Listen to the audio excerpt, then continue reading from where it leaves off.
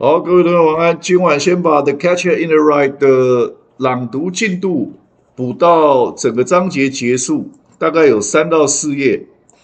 那后续就可以继续进行解签的那个部分。我们来看一下，大概剩几页？前一次到了179页，整个章节结束的部分是在183页不到，全部。就到第19章了，这就是广读哦。所以我之前一直讲广读的效果跟功效，跟它的这种非常强的药效哦，同学可以慢慢感觉出来，体会得出来。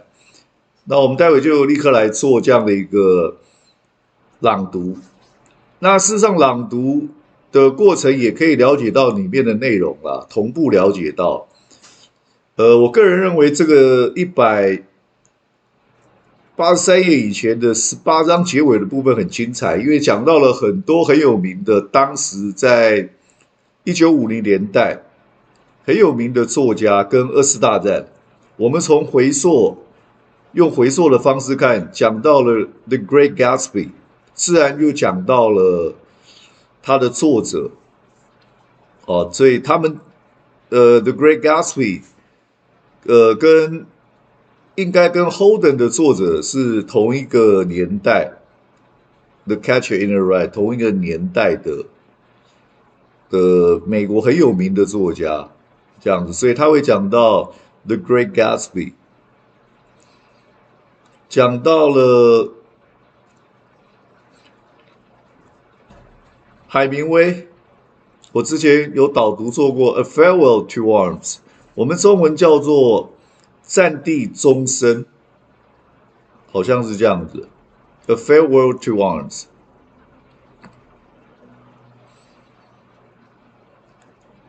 有拍成过电影，这是印象中啊，我还没有考证啊。讲到了 Emily Dickinson， 我非常喜欢的一个美国的近代的诗人，有讲到了 Rupert Brooke， 讲到了纳粹德国 Nazi， 讲到了 D-Day， 盟军的攻势 D-Day， 讲到他的哥哥年纪比他大很多，曾经在陆军服役4年的 D.B， 同时是作家，那时候写的时候在好莱坞。这整个后面应该很精彩，很精彩，都是名家。看那个，我们其实可以来实作一下。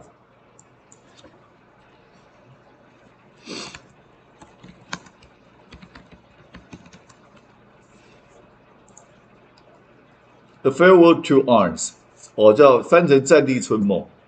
战地终身是 For whom the bell tolls， 对，我有点想起来，中文翻译的不同，叫战地春梦。我看看是不是海明威？对。A Farewell to Arms is a novel by Ernest Hemingway set during the Italian campaign of World War I。它是第4次世界大战在意大利战场。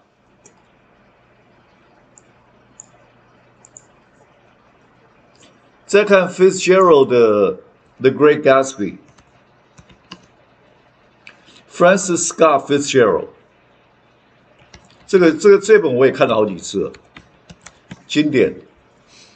不过有一点点难度，因为 Fitzgerald 的词藻比较华丽，他的句子比较丰富不像 Salinger 喜欢短，短而有力，不一样。The Great Gatsby is a 1925 novel written by American author， 这应该是 Francis Scott Fitzgerald。这个 The Great Gatsby 我也看了好几遍了，在陆军官校的时候，我基本上快要毕业前那段时间看的，所以刚好是 Holden 那个年代他会看到的这样子，他那个年纪高中生会看，我是大学看的啦。讲到了 Emily Dickinson， 也是一号人物，你念美国文学不可能不念到 Emily Dickinson。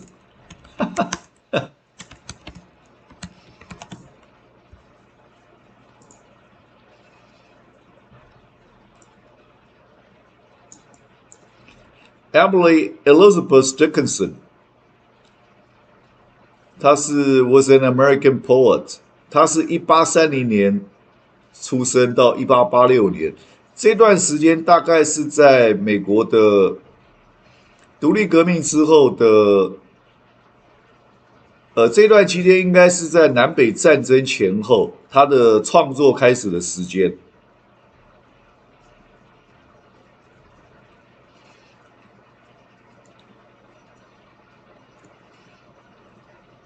好，我们看看有没有他的代表作。比如说这个1861年已经南北战争开始了。A solemn thing it was, I said, a woman, white, to be, and wear, if God should count me fit, her blindless mystery。好，这样。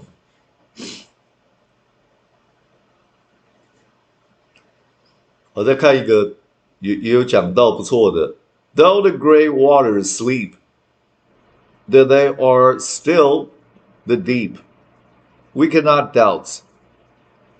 No vacillating God ignited the abode, this abode, to put it out. 它是属于新诗啊。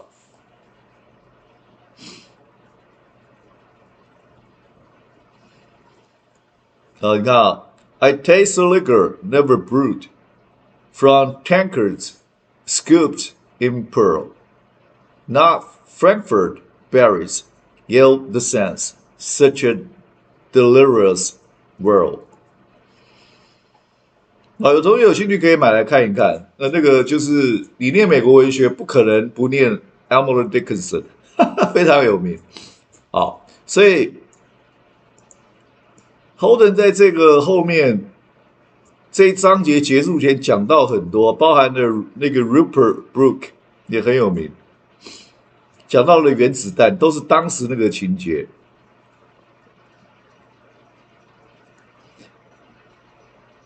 你看啊 ，I'm sort of glad they've got the atomic bomb invented.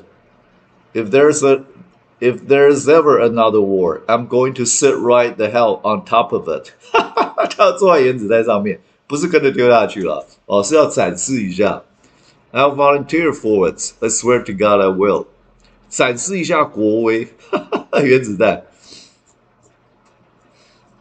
好。我就从179页往后一路到183页，整段结束。我们这个小单元不是小单元，朗读的这个部分就告一段落，后面再来解签。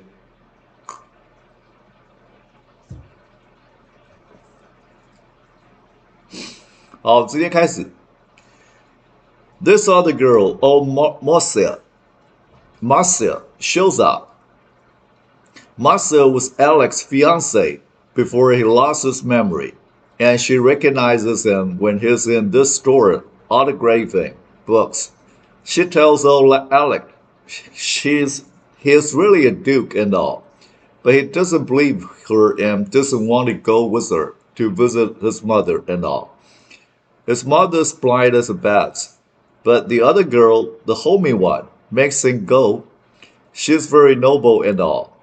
So he goes.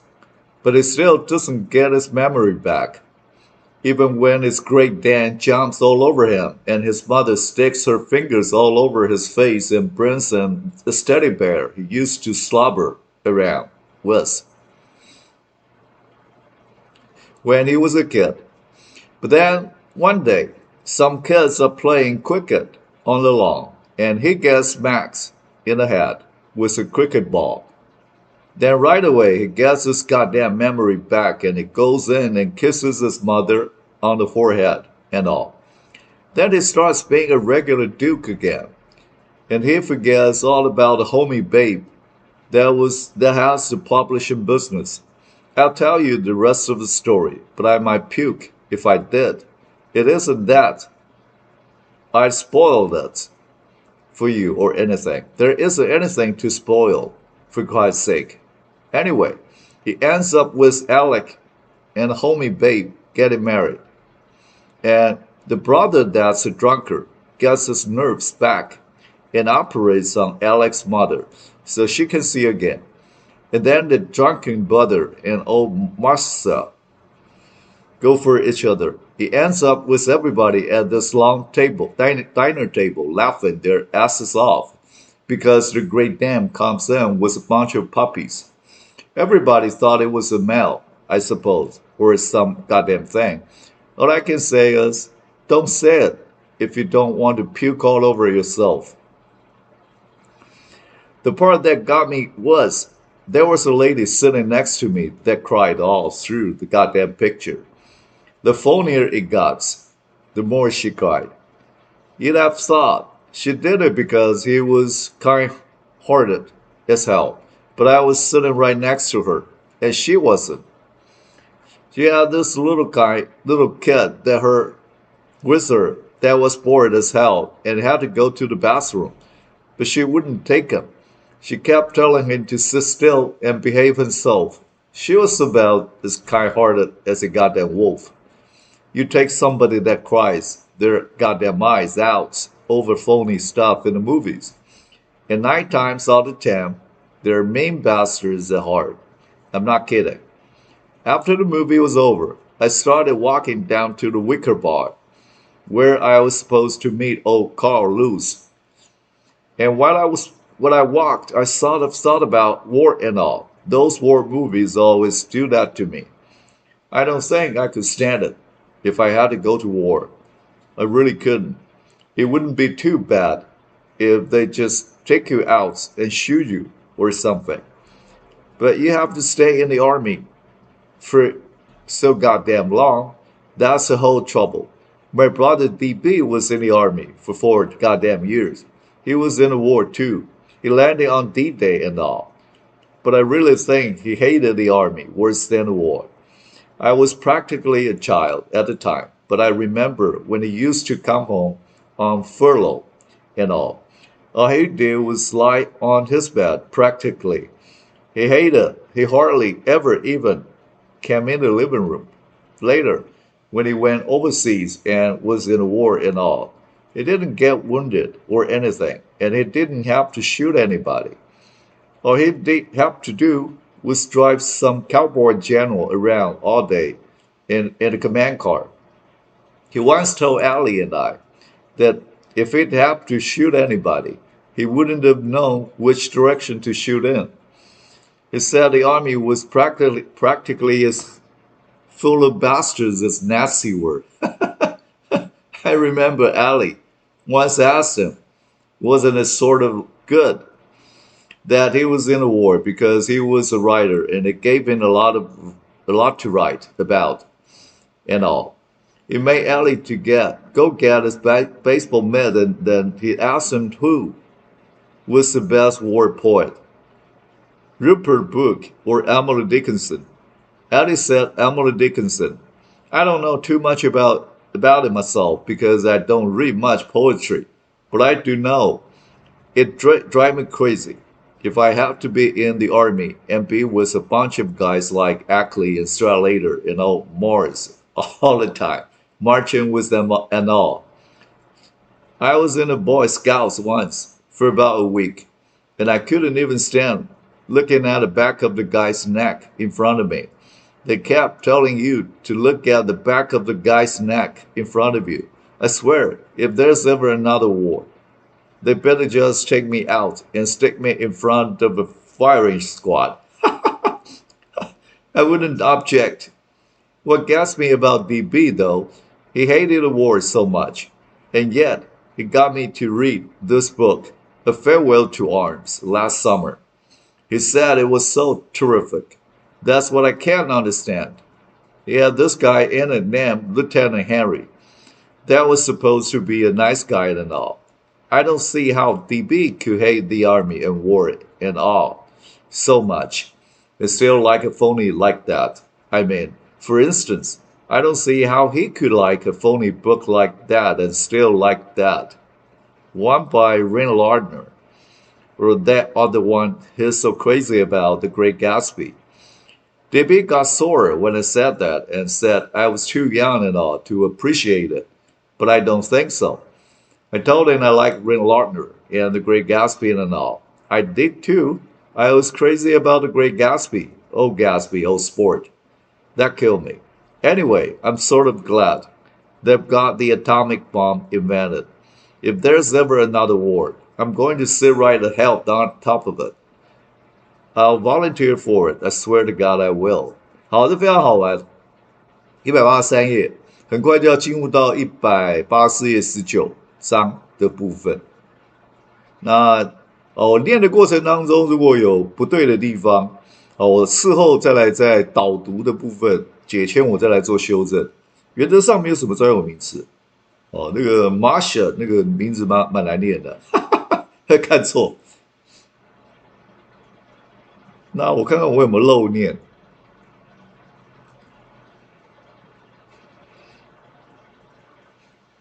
我不知道我有没有念到 Oliver Twist 这个179这个地方。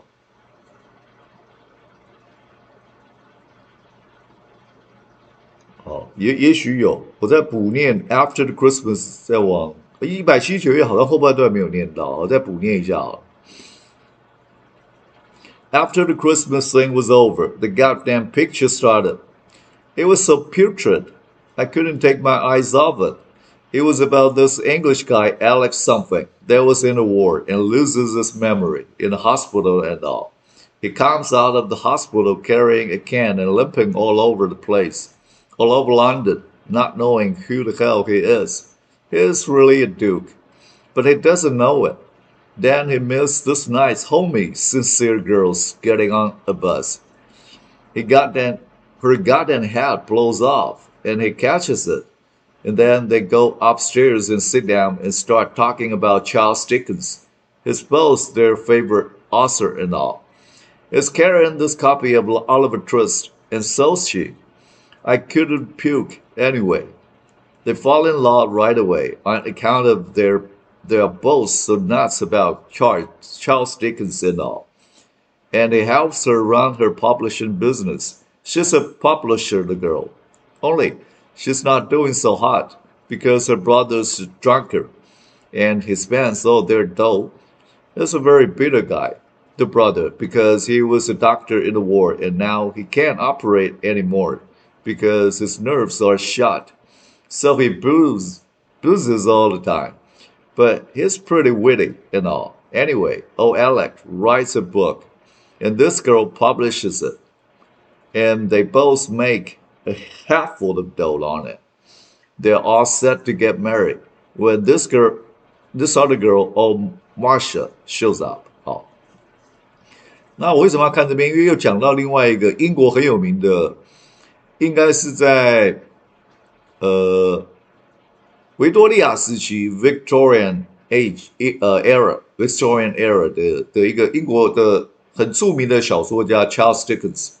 我看了他的一本自传型的很有名的小说，Charles Dickens 写的 David Copperfield，那个我在大2还大3的时候看完的，官校2年级的时候看完的，有机会我会介绍。所以为什么我对这个感觉到内容很有趣，是因为他讲了很多在他那个时候很有名的小说家这样子，英国的也有，美国的也有。包含了小说家，包含了诗人 Emily Dickinson 跟有一个 Rupert Brooks 这样子。好，我们到时候解签的时候，我们再慢慢讲解。今天时间蛮充分、充足的，19分钟，讲的差不多。感谢同学，晚安。